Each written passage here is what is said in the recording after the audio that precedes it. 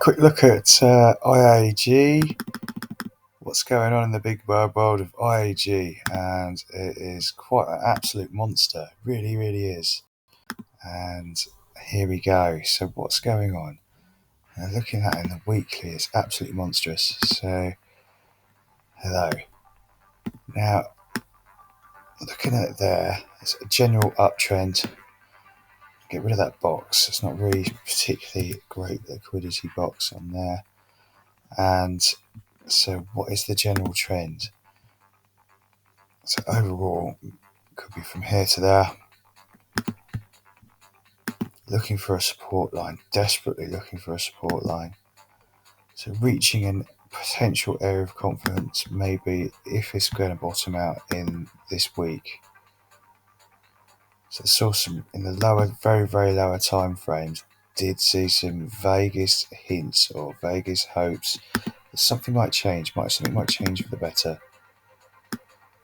For this one, sort of feel like I'm grasping at straws.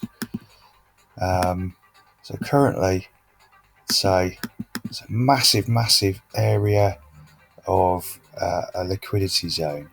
So that liquidity zone, so you see the peaks and troughs going from low up to high.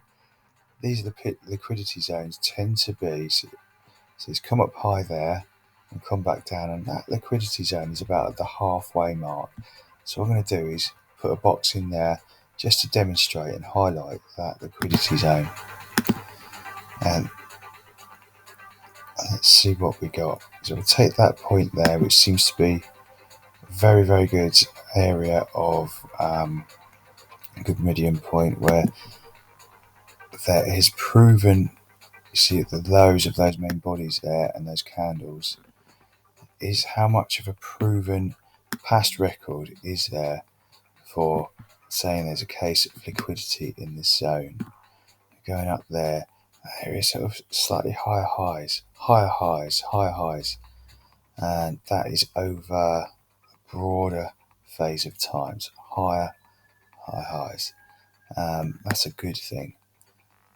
Now, IAG, let's have a look. So just coming along, we'll have a look in there, get that liquidity sorted out. As you can see, obviously, you might be preaching to the converted.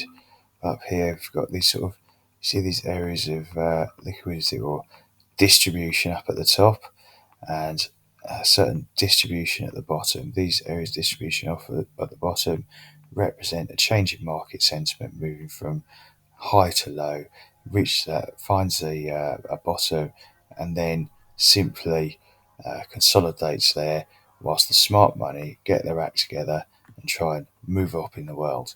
And that's, as you can see there, some fantastic high highs taken back September 2012. And again, seeing this, where was that? August 2019, getting set up for that. And then, of course, 2020 came along. You were looking at this fantastic area, this fantastic channel, it's building up for something which could have been a wonderful move. So the market is all about, the stock market at the moment, I think, is all about trying to find its place. So there, so you've got a bit of a rising wedge, is that a rising wedge? So yeah, it's difficult to see. So these things happen. So have a look at the big picture going across. Yeah, well, in that big picture there, you would have had an ascending triangle. An ascending triangle is a really, really, really, really bullish pattern. Ascending triangles want to go upstairs. Yeah, they want to go. They want to go somewhere. Now,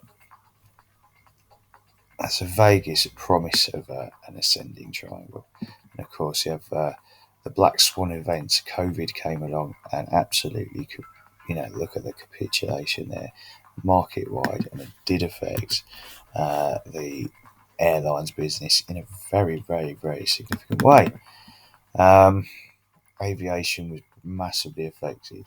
So we're trying to narrow down the time frames, moving from monthly into weekly. They've come down, and you've got this sort of building up, and it's looking up. And again, in that, it got in sort of, it's gone for a brief accumulation through there from about September through to November. Some fantastic announcements came along, and it started building up, getting back into that area of liquidity again. And let's just get rid of that box there. I don't know what it's doing. Get rid of that too. Get rid of that box. So what's the, oh, crying out loud, look, box, go away. Now, wanting to find out what's going on in the world, what is happening with IAG. Now, in this area, they have, in the areas of liquidity, they have very, very range-bound movements. Very, very range-bound movements. Now, it's called, as we say, we want to find out how something's going back up. We feel that the market sentiment is great. It's been fairly sort of bullish. So taking it from the peak, the Fibonacci lines, and you can offer for technical targets of what it's going to do. And it's sort of ranging, looking desperately to keep above the 236 there. Danger of break coming down, finding that support level of this descending wedge pattern. Descending wedge pattern is can be quite bullish because it'll reach a point and then launch up. See how it's leading up to those trend lines there. It might just be ranging down. Maybe find the bottom level of the liquidity there. Maybe have to go further because you can see where there's a little bit more liquidity in there as well. So this line, that line there, the liquidity line could actually come lower, coming up to that support line on there, or that trend line. Okay, bounce. It's got to bounce, cut through some hefty support through there. Now, one of the things. Now let's have another look at the fibs in a narrower time frame. Want to observe what's going on down here. You see those levels. You see here a little brief area of accumulation following the fall, right? So it's pivoted low after that sort of distribution phase up there, pivoted low. That's to be expected. That's all good. That's very healthy.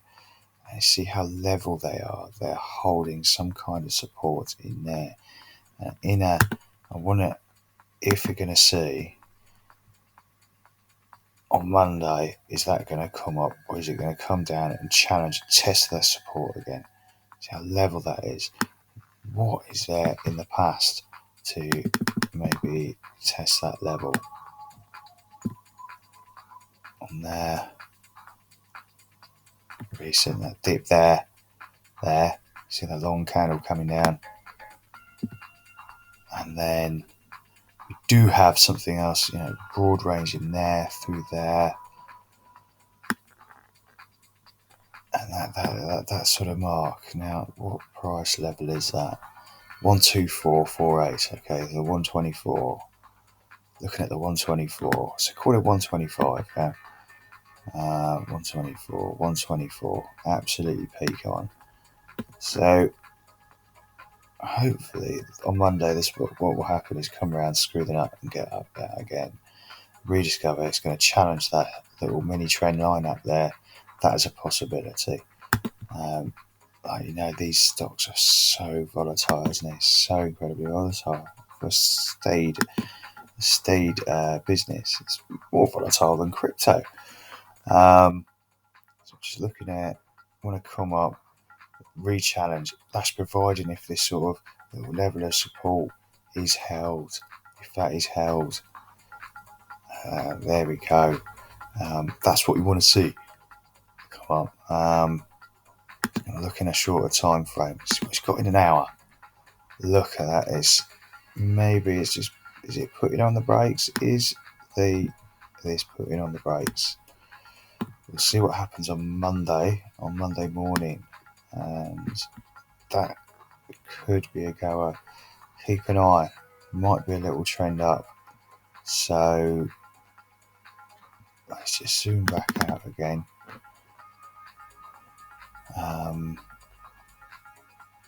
It's quite hard to say, isn't it? Providing those support levels do hold, start ranging up, start thinking, maybe thinking about it here, see how that accumulation goes. Will there be some further accumulation trapped in here? So will there be a movement trapped in here? Where's the brush? And so might just absolute sausage. So what? Along there, a bit of a support line. Might form a broadening wedge, which itself isn't great. Broadening wedge is a bearish pattern. Might just see a little bit of consolidation if it does come under there. A little bit of liquefaction. What will happen there?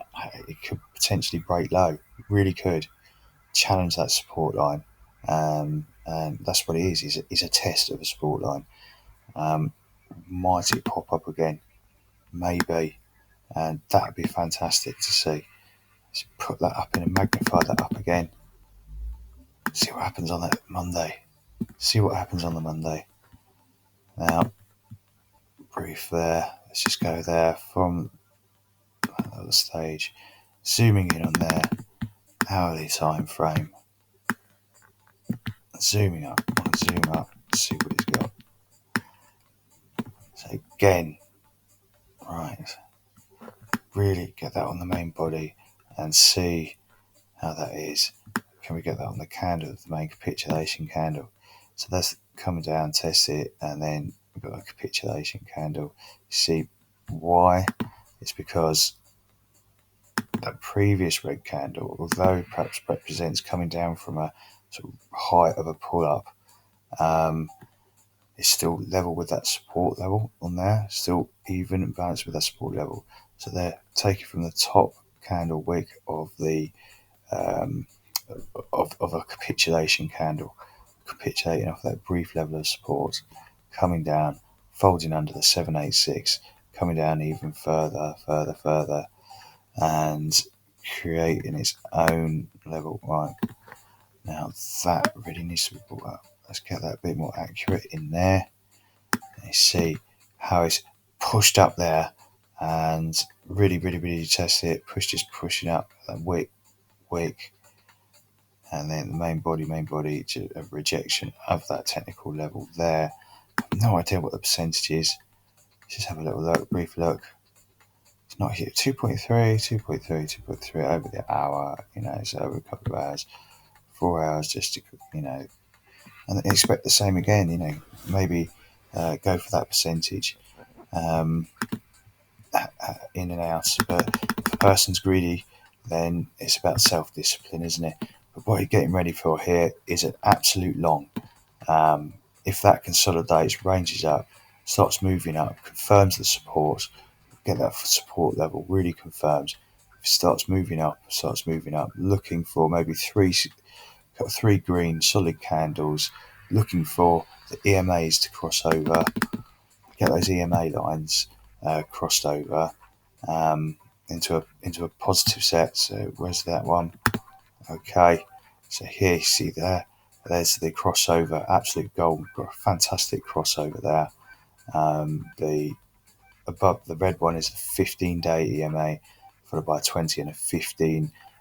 These are quite sensitive, move up and react quite quickly to market movements, used in crypto a lot. Stocks tends to be a little bit different. Haven't looked at the moving averages. I need to get my moving, things like the MACD, RS, the relative strength index, RSI stochastic, relative strength index stochastic. We want to have a look at that, see what that's doing in this phase, and see if those lines are trying to make some sort of golden crossover rather than a death cross, which would have been seen somewhere in at a previous stage. Where things are really capitulating. So it's the opposite of that. We want to see something really positive, moving from oversold to undersold to underbought. Once you start looking at underbought levels, can really think and consider getting prepared for for an entry point onto IAG. There we go. Little one there. Right. Little project. Right. Thank you. Here we go. Right. Let's switch this off.